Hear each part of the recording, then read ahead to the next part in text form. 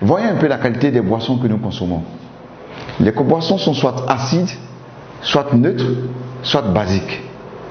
Et nous savons bien que les boissons acides favorisent la multiplication de plusieurs bactéries. Par contre, les boissons basiques ne sont pas favorables à la multiplication de plusieurs bactéries. Pourtant, nous consommons beaucoup de boissons gazeuses qui sont acides. Nous consommons également beaucoup de bières et de vins qui sont acides. Et nous consommons beaucoup de cafés qui ont un pH à 5,1 qui sont également acides.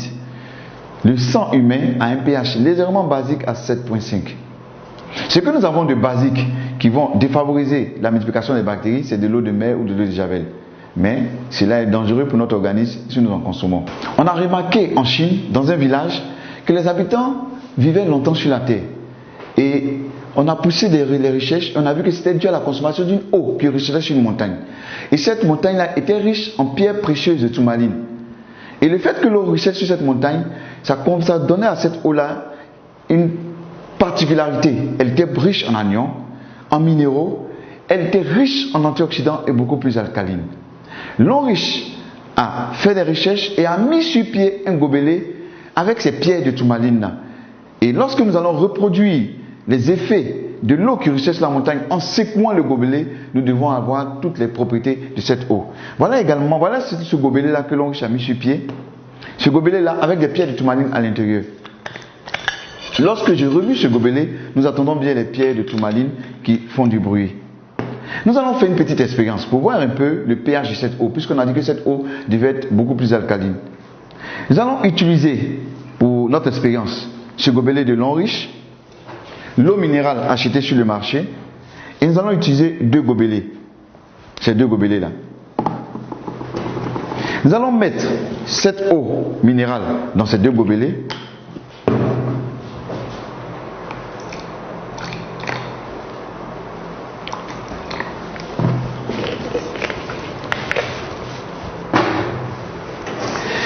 Et à l'aide du bleu de bromothymol, nous allons pouvoir déterminer le pH de cette eau.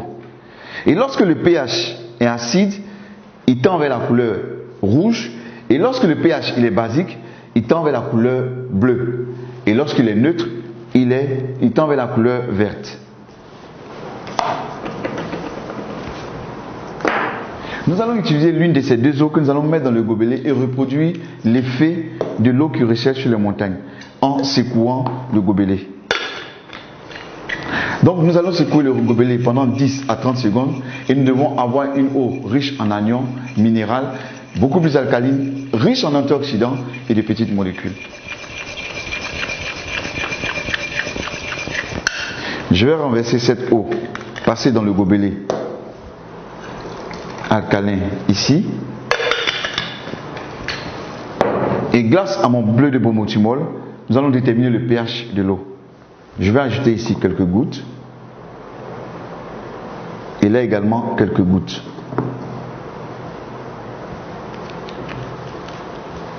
En remuant, nous pouvons déterminer parfaitement le pH de ces deux eaux. L'eau passée dans le gobelet alcalin est beaucoup plus alcaline et l'eau qu'on a prise sur le marché minéral sans passer par le gobelet alcalin est acide.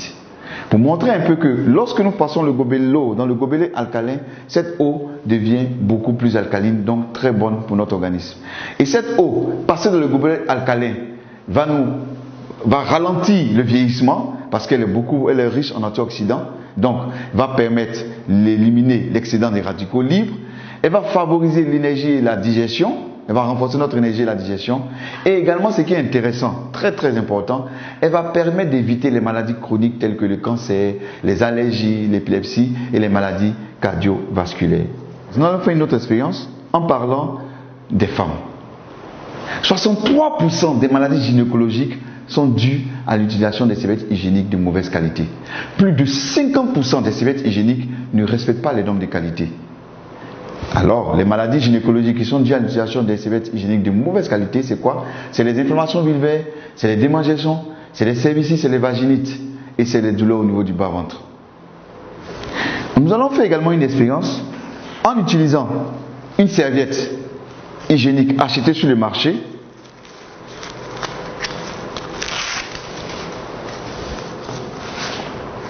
Et également, nous allons utiliser une serviette de lin riche. Lorsque nous voyons la serviette de lin riche, elle est protégée. Pour pouvoir avoir accès à la serviette, il faut enlever cette double protection.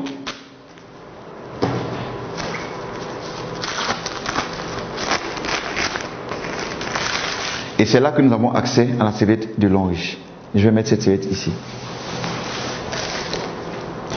Quand nous regardons les deux serviettes, nous avons une remarque. C'est l'apparition de cette bande verte au niveau de la serviette de lin riche. Tout à l'heure, nous allons chercher à comprendre ce que c'est que cette bande verte. Selon l'OMS, lorsqu'une femme perd du sang pendant ses menstrues, c'est environ 50 ml de sang qu'elle perd. Comme nous ne pouvons pas utiliser du sang, nous allons utiliser plutôt de l'eau à la place du sang.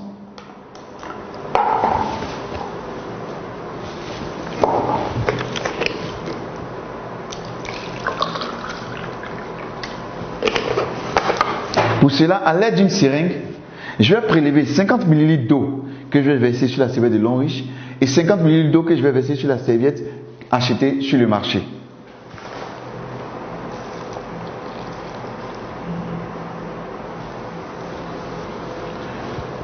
Je vais imbiber cette serviette de lin riche avec les 50 ml d'eau.